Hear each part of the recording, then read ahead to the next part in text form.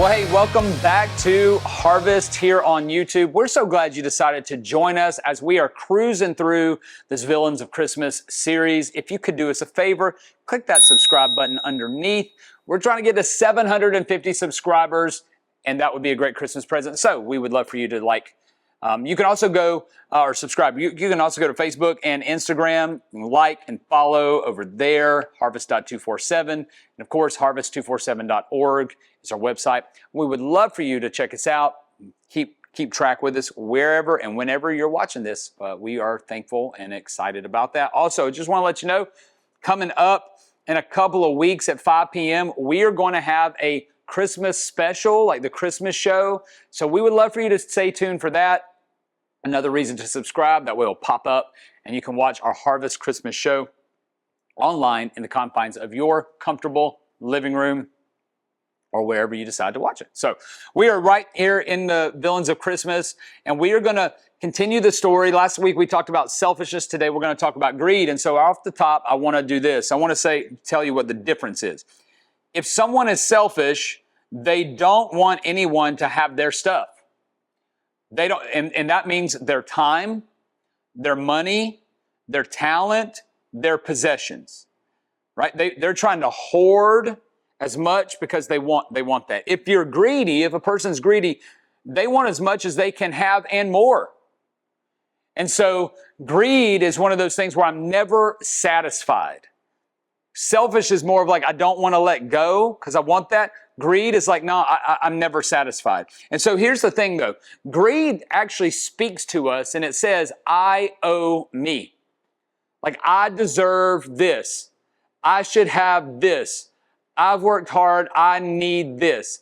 I owe me. And so every opportunity that comes up, every circumstance, everything somebody else has, I should have it. Greedy people oftentimes hide behind some good virtues. That's how greed disguises itself. Greed hides behind savers or saving. Saving is a good thing. We all love saving. Greedy people are often planners. Planning is a good thing. Greedy people want to make sure their financial future is secure, and that's not a bad thing either. We ask questions, greedy people ask questions like, what if it gets scratched? Or what if it gets lost? Or what if there's not enough? Or what if I don't get my fair share? Or what if she has more? Or what if the company collapses? But here's the other thing. Greed knows no socioeconomic boundaries. I've met greedy people who are poor. I've met greedy people who are rich. I've met people who are greedy with their time. They deserve a time off. Or if they give their time, they're going to let you know how much of an inconvenience it is, or how amazing this amazing thing that they're doing for you is. I've met greedy people with their talent, that if I have this talent, then I should be owed something. That if I give this talent, then I need to be paid. I need to be reimbursed. I need to have this, or I need to do this, right? Greed isn't a financial issue at all. Greed is a heart issue. Which brings us to our villain, Scrooge McDuck. As I was a kid, I loved DuckTales. I always saw Scrooge swimming and diving into his gold. And he loved it, and he just wanted more, and he wanted more, and he wanted more, and he thought he should have more, and he thought he should have more.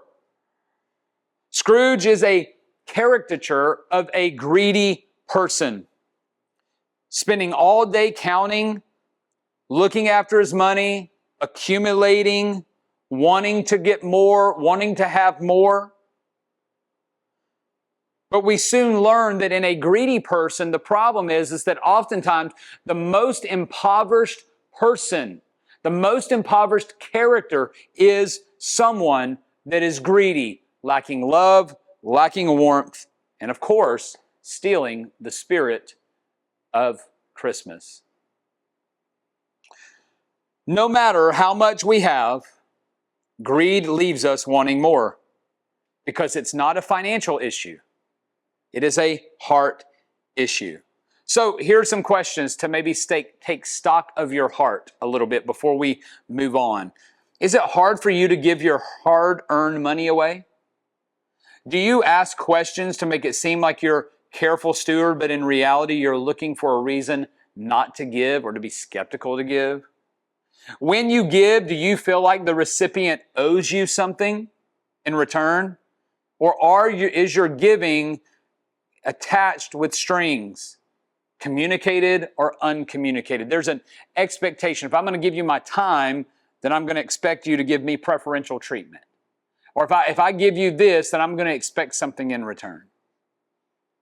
Well, greed, of course, is spoken about in the Bible, and I think you also see some different things in the story of Jesus' birth that we can pick out so that we are not a greedy person.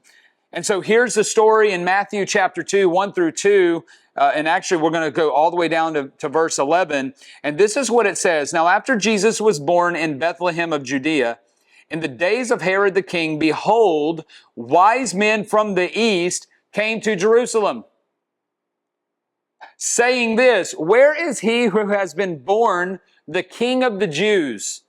For we saw his star when it rose, and we have come to worship him. Now, Bethlehem is a huge indicator in history that has been prophesied. Bethlehem was an ancestral home of David, the great king of Israel, and the founder of the royal dynasty. However, it was not a large, nor was it a significant place. It wasn't a significant town. Bethlehem was quite a little town, 6 miles to the south of Jerusalem, and in the olden days, it was called Ephrath or Ephrathah. Herod was indeed great. In some ways, great as a ruler, a builder, and an administrator, and in other ways, great in politics, but also in cruelty. As the wise men get to Jerusalem and go to Bethlehem, they engage with Herod. And what we see in Herod is something that is greedy. We see his heart, and this is what it says, sliding down to verse 7. Then Herod summoned the wise men secretly and ascertained from them what time the star had appeared, and he sent them to Bethlehem, saying, go and search diligently for the child, and when you have found him, bring me word that I too may come and worship him. After listening to the king, they went on their way, and behold, the star that they had seen when it rose went before them until it came to rest over the place where the child was. When they saw the star, they rejoiced exceedingly with great joy. And going into the house, they saw the child with Mary his mother, and they fell down and they worshiped him. Then opening their treasures, they offered him gifts of gold and frankincense and myrrh. Very expensive gifts. When we look at this word worship in verse 11 and elsewhere, it is proskuneo. It's a Greek word proskuneo, which means this, to express in attitude or gesture one's complete dependence on or submission to a high authority figure. It means to literally posturing oneself, to fall down and worship, to prostrate one before, to reverence before, to welcome respectfully. Thus, bowing does this significantly show respect, homage, worship. In that spirit, the wise men joyfully offered the gifts of gold, frankincense, and myrrh.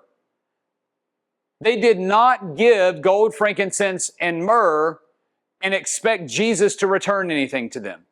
They did not give gold, frankincense, and myrrh and give something that wasn't of great value. No, they gave something of great value, but more importantly, like greed is a heart issue, they did it from a place of worship. They did it from a place of showing their heart. They did it in a place of reverence and respect to truly worship the Lord Jesus Christ.